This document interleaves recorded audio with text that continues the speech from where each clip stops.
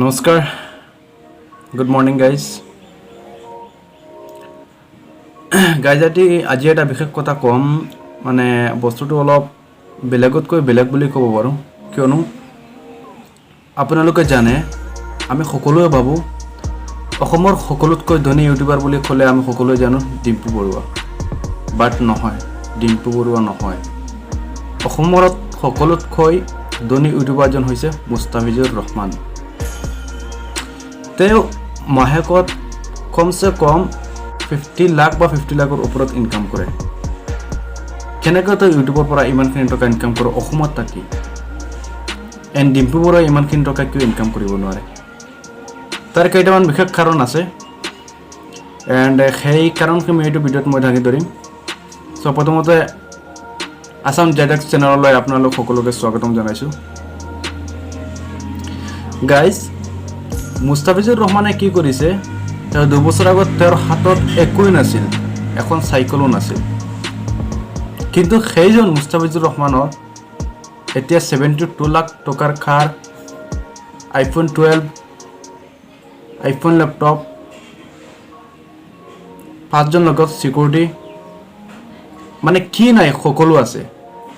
আপোনালোকে এবাৰ ভাবি লওক এজন মানুহ যদি মাহকত কমসে কম 50 লাখ আৰ্ন কৰে তোৰ কি নাথাকিব সকলো থাকিব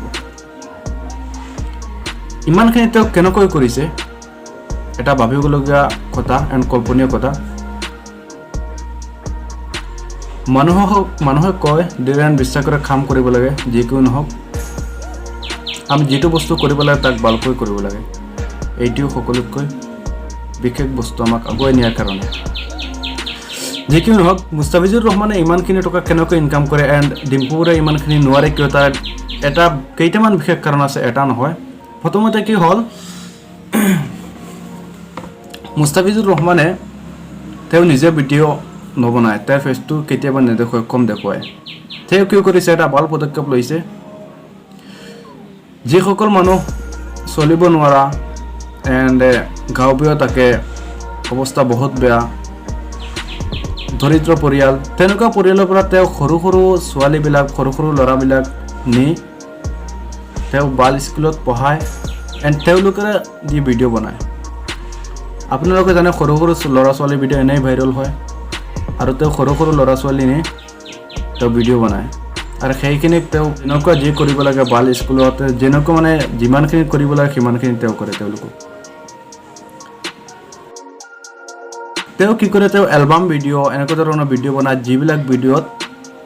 ভিউজ 175 মিলিয়ন 200 মিলিয়ন 50 মিলিয়ন এনেকুৱা ভিউজ আহে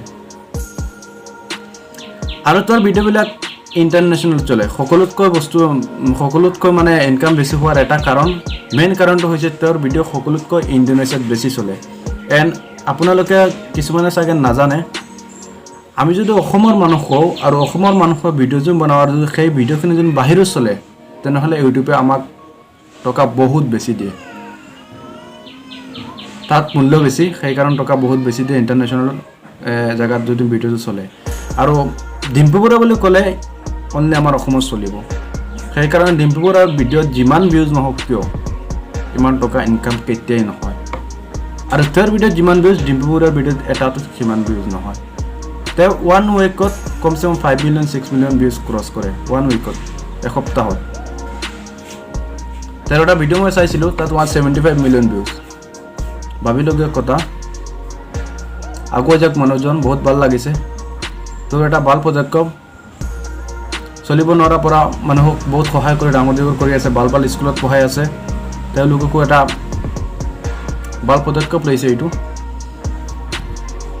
এইটোৱে বিশেষ কাৰণ ডিম্পু বৰুৱাই অসমীয়াত ভিডিঅ' বনায় এণ্ড তেওঁ